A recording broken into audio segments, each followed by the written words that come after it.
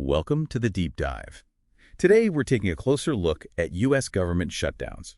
Now, you probably think these mass furloughs, closed parks, all that disruption, it's just, well, part of how budget fights have always worked, right? Well, our sources paint a really different picture. Turns out, the modern shutdown, the kind we see used as this high-stakes political weapon, it's actually pretty new. That's right. It's a relatively recent invention, legally formalized only a few decades back. So it wasn't always this way. Not at all. For most of the 20th century, if Congress missed a funding deadline, the government didn't just stop. Really? What happened then? There was this sort of tradition, you could call it the gentle lapse. Agencies mostly kept operating. Oh. Well, the assumption was always, funding will get sorted out soon. It was seen more as an administrative hiccup, not a hard legal stop sign that forced everything to shut down immediately. Okay, wait. So for years, maybe decades, the government was technically operating without explicit current appropriations. And nobody slammed on the brakes until the 80s. Essentially, yes. The practice was just different. The operational chaos we see now.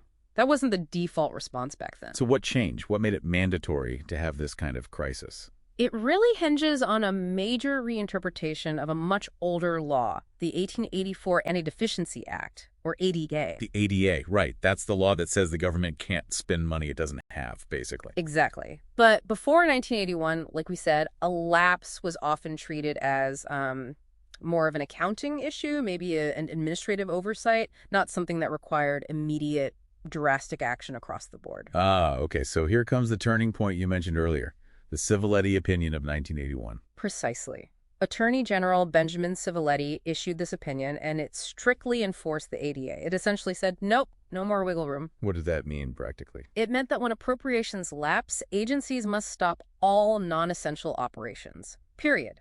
No exceptions based on assuming money would come later. And spending money without that new appropriation Suddenly became a much clearer violation, potentially a fireable offense for officials. That legal clarification is what turned a technical budget issue into this mandatory high-stakes crisis. And, crucially, created the leverage that politicians now use. It basically handed them a weapon. That's a good way to put it. It birthed the political weapon. So if we look at funding gaps after the modern budget process started around 1976, you can really see this shift. There are almost two distinct eras. Definitely. Era 1, let's say from fiscal year 77 through 95, there were quite a few funding gaps, maybe 15, but they were almost always very short. Yeah, frequent but tiny. I think half of them were 3 days or even less. And these weren't usually big ideological battles, right? I mean, look at the Carter years, 6 gaps, often with Democrats controlling Congress, too. Right. Those were more like process failures, arguments over pretty specific details, maybe language on abortion funding or a particular military aid package, little squabbles, administrative speed bumps, not fundamental showdowns. Okay, so those were the speed bumps. Then what happens after 1995? Then you enter the era of, let's call it, weaponized brinkmanship. Okay, so lapses stop being accidents or minor disagreements. And they become deliberate, strategic tools to try and force major policy changes or concessions. And the length of these shutdowns tells that story pretty clearly. Oh, absolutely. Compare, say, a single-day lapse in FY 1983, basically an administrative blip, with the longest one we've seen. That was the FY 2019 partial shutdown. Right.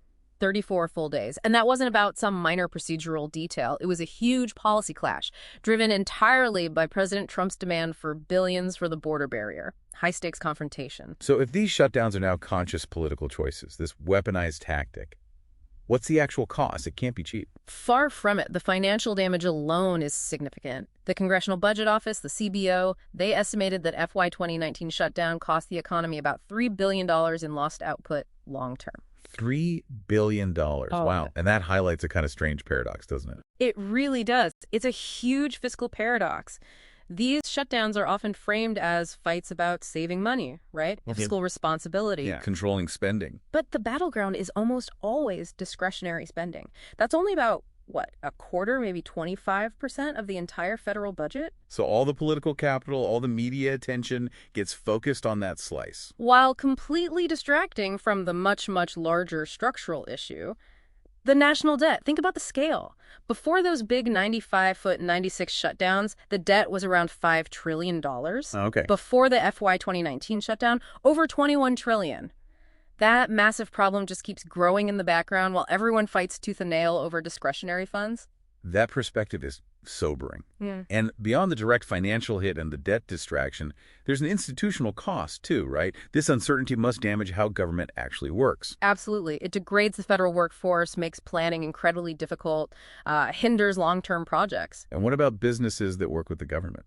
Big impact there, too. Government contractors, facing this constant uncertainty about whether funding will continue, they often have to build that risk into their pricing.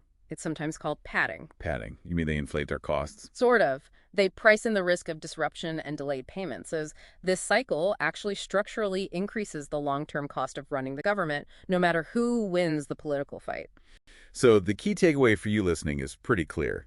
The operational shutdown wasn't always this way. It shifted from what was basically an unintended legal outcome back in 1981 Right, a consequence of strictly interpreting the ADA. to becoming a conscious, institutionalized political tactic, a choice made for leverage. And maybe here's a final thought to leave you with.